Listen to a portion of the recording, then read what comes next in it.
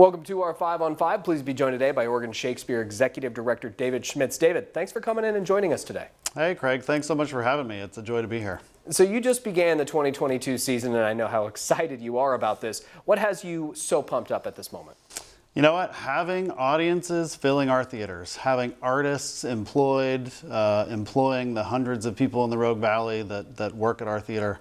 I can't pick a single thing. There's so many ththings that I'm excited about. It's been tough.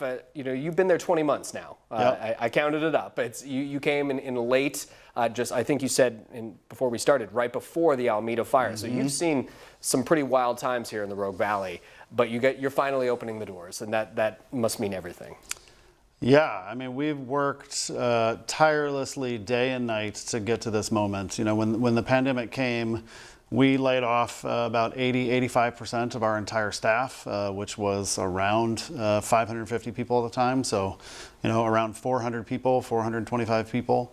That's families, that's extended families impacted by that decision, by that reality. And then over the course of the last 2 years, we've had to figure out how to survive without most of our income. Right, most of what we do is sell tickets to plays, and if there's no plays, we're not getting that income. So, I give a lot of credit to Artistic Director Nataki Garrett for really working hard over the first 6 months of the pandemic. She found state subsidy. She worked with a statewide coalition of organizations to lobby the state for funding, and then we became part of a national coalition that lobbied nationally for funding, and that's the funding that really got us through to this moment and really paved the way and gave us the runway for our work. And then it was every week a new plan about when we could open, how we could reopen, when we could bring enough people in to get things open. Last summer we had a show open in the Elizabethan Theater simply because it was so important to the community. And then, of course, we did our Christmas show last fall, and now the repertory is back. We are doing plays all at the same time in our theaters and in rehearsal for the next set. And since you're talking about it, I was going to ask you, what is the financial state of the organization today? Yeah, thanks. It's been a really difficult 2 years, and I am immensely proud of where we're at right now. We have enough resources to get going, which, in disaster recovery, actually restarting is among the most expensive moments, right? Because you have to rehire all those people, you have to restock all of your supplies, and buy all the equipment that's necessary to do the work that you're doing. So we were able to get enough resources through the federal government, but also through our incredibly generous donors, both locally and nationally. OSF is a national organization with audiences from New York to California and Texas up to North Dakota. And folks from around the country really supported us in getting to this moment. So we're open, we're selling tickets, we got people in the theater, and we're excited to keep moving. Very good. David, we're going to take a quick commercial break. We'll have much more in just a moment. Stay with us. Welcome back to our 5 on 5. Again, we're here with Oregon Shakespeare Festival Executive Director David Schmitz. David, you guys just launched this new season. I know inflation has affected every American and every business, yet it seems like your ticket prices are more affordable this spring. How did that happen?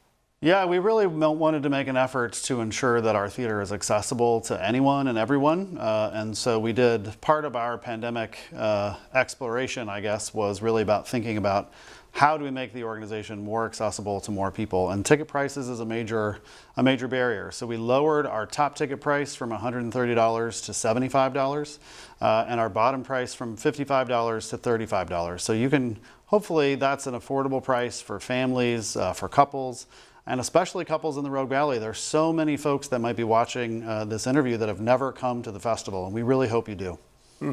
COVID has obviously changed your safety measures, but how has it changed your operations behind the scenes? We are still doing an immense amount of testing. Our staff goes through a whole testing regimen. The staff is broken into different zones based on their interaction with the public or their interaction with the artists. For the actors on stage, this may or may not be known widely, but there are understudies that study the roles and can go on if one of the actors are sick. Well, in this circumstance, we have understudies for our understudies because the way COVID works, it rolls itself through a community, as we all know and we all experienced, and so we really have had to set that up. And we have understudies for stage managers and crew members. We're really sort of 3 levels deep, and that's how we're able to keep going. Wow. I know I referenced it in part 1. You know, you arrived here just before the Alameda fire, roughly 6 months or so after the pandemic, quote unquote, begun. Yeah. It must feel like a lifetime, 20 months. What has been the hardest part for you? It really does feel like, a lifetime ago.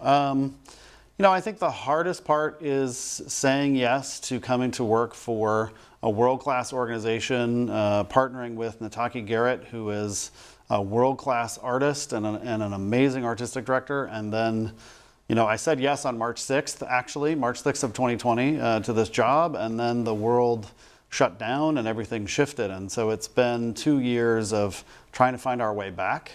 And I'm just really excited that we are back and we are clear about our mission. We are here to expand access to the transformational power of art and performance. And we're deeply invested in this valley, in this community, and in the work we're doing. David, thank you so much for taking the time. We do appreciate it. Thank you for having me. I really appreciate your work. All right, our pleasure. Stay with us. We'll be right back.